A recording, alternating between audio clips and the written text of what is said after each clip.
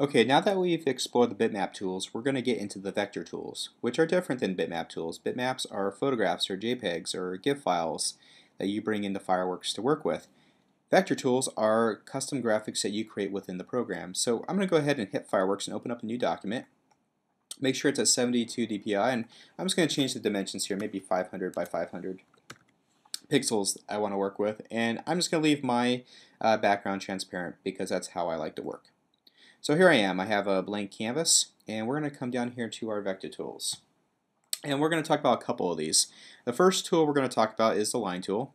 It's exactly what it is. It's a line. So as I select my line tool, let me draw your attention down here, properties. Right now, here's the line. There's no color selected, so I can select a swatch if I want. And I can set the size of the line. So 13. And I can draw a line across. Now as I'm drawing the line, if I want a perfectly straight line, I'll hold down my shift key and release, and there is my line. So it is an effective tool to use. As far as design, you can use it for lots of different purposes, for spacing out objects and creating lines and borders around shapes. But that's about the specifics and the total usage of the line tool. I'm going to go ahead and delete that, and we're going to come over to the tool right below it, which is our shape tools. By default, there's a rectangle. Again, with this little black triangle, this means if I were to click this button down, it will show me all the options I can work with as far as shape tools go. But I'm going to go ahead and select my rectangle. Right now, by default, there is no color selected. I'm going to go ahead and select a color. Choose a gray here. Now, just be aware, when you're working with rectangles and shapes, there is what's referred to as the fill, which is the bucket color. That's the color of the shape. And then there's this pencil color, which is right now green. This will be the outline stroke of the shape. So if I were to draw the shape on here right now, I would have, again, my gray fill represented by this paint bucket and a green outline represented by this pencil tool. If I didn't want this green outline, I would make sure I have my shape selected, come down here to properties, or right here, either way it will work, and simply turn that off. And I'd rather work that way anyway. I don't really like the outlines that much. I use them every once in a while, but I like to work with the bold shapes as far as my design.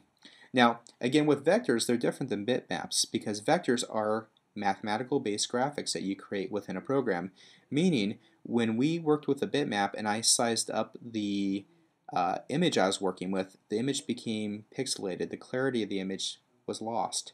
Here with a vector image, if I were to click and drag and make this larger, the quality of the shape is still there. It's not being lost at all. And that's why vectors are a very powerful tool when we're designing, because we can create a logo, we can create graphics and resize them to fit our design without losing the quality of the shape that we're working with. Okay, so again, there's plenty of shapes here you can select from ovals to polygons to arrows, the donuts, to all these different shapes you can pick from. We'll get into some of these other shapes a little bit later in the design so you can see how they function. I'm going to go ahead and delete that shape now and go to this tool right here, my pen tool. This is the most powerful tool when it comes to creating custom shapes within a program like Fireworks or Illustrator because it allows you to custom draw shapes you want to work with. So I'm going to go ahead and select my pen tool. And the way it works is you create 2 points. So I'm going to make one selection. You'll see that there's an anchor point there. And I'm going to come over here and make another selection, holding my mouse button down without releasing. Now without releasing, if I were to move my mouse now, you see what happens? It starts to become a custom curve that I can adjust and change. So when I'm happy with the curve, I'll hit release, and I can continue to make my shape. And what I'm going to do now is go back to my starting position. And when I do that, look what happens to the cursor. There's a little circle that shows up next to it. What that means is I can complete a shape. If I complete a shape, that means it can have a fill and an outline color. So I'm going to go ahead and do that. And there's the fill, the gray color I was working with before. And again, if I want to have an outline color, I can come down here and select an outline color and add a red outline color to it. So there's a custom shape I just created using my pen tool. Again, you can get really creative with a pen tool. I mean, it's really up to you and what you want to create with it. But you can create lots of custom shapes that are pretty cool. And again, if you want to change the color, select the shape, go to your swatches, change the color to whatever color you want to work with. Okay. So that's the pen tool. Now, the other tool that's in here that's the most important tool that you will be working with besides shapes is the type tool. The type tool allows us to add typography to our design and allows us to work with our design. It's pretty simple. Click and type. So I'm going to type the word type here. It's in blue.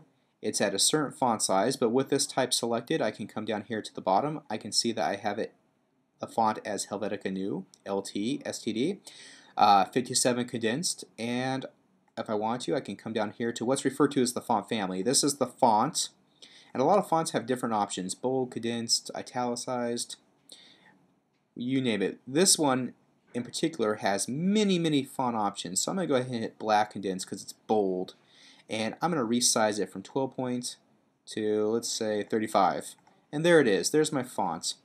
I also can adjust things such as letter spacing. Right here, see this A and V.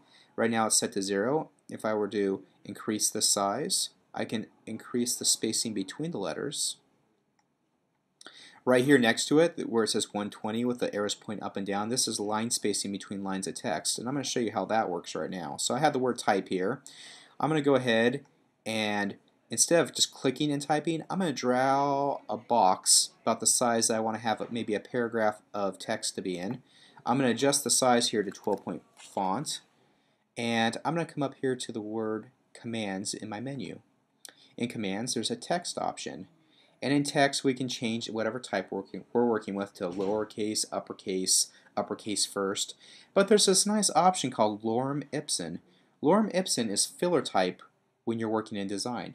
So for this class, you're going to be building websites. Now, if you don't know what text you're going to put into your website, or if you're working for a client and you don't have their text or their copy for the website yet, you would use lorem ipsum. It's a mathematically based formula for type that fills in paragraphs, sentences, and pages. So I'm going to select lorem ipsum here, and what it's going to do is it's going to fill in the type for the size of the box I drew. And again, I want this type to be a little bit different. I'm not going to make it bold and condensed. Maybe I'll make it medium condensed, right? And maybe the type can be a gray color. So now I have my blue type, which is my title header, and then my body copy underneath it. So again, the way that worked, I'll do it one more time for you. I select my type tool. I'm going to draw a box about the size I want to fill. Come up here to Commands, Text, and Lorem Ipsum, and it will fill it in for me, and I'll place it right there. So again, easy way to put filler type to see what your design is going to look like. You will be required to use this filler type in your design because I want to see where typography is going to be when you start designing your website. There needs to be some type there. So overall, these are the vector tools. These are the most important ones to use. Probably the type and the shape tools. And then again, the line tool would be important, and the pen tool if you need to create a custom shape. Again, you probably won't need to do that, but if you want to, you can explore it. It is tricky to use. I encourage you to spend some time on it so you become more comfortable with it.